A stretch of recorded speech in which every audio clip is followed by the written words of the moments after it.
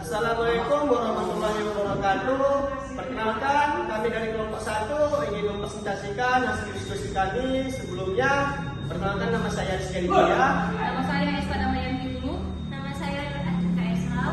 Di sini kami akan mempresentasikan tugas kami yang berjudul Konstitusi dan Hak Asasi Manusia dalam Penegakan Hukum Tata Negara. Ya, latar belakang Indonesia merupakan negara hukum. Konstitusi berfungsi sebagai norma hukum tertinggi. Hak asasi manusia merupakan hak moderasi yang dilekat pada setiap warga negara. Pemerintah memiliki peran strategis dalam menjamin penegakan HAM. Dalam praktik, masih terjadi pelanggaran HAM oleh kebijakan negara.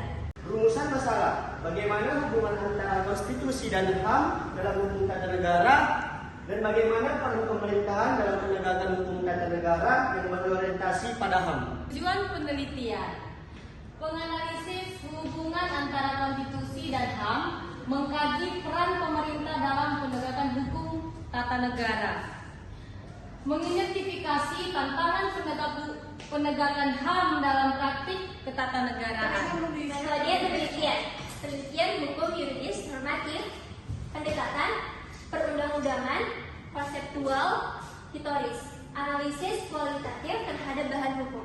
Adapun kerangka hukum, yaitu instrumen utama 1 Undang-Undang NKRI 1945 Bab 10 A HAM, Undang-Undang Nomor 39 Tahun 1999 HAM, Undang-Undang Nomor 12 Tahun 2011 Pembentukan Peraturan, dan Undang-Undang Nomor 48 Tahun 2009 Kekuasaan Kehakiman. Konstitusi dan HAM, fungsi konstitusi, norma hukum tertinggi, kontrak sosial negara dan rakyat, instrumen pembatas kekuasaan.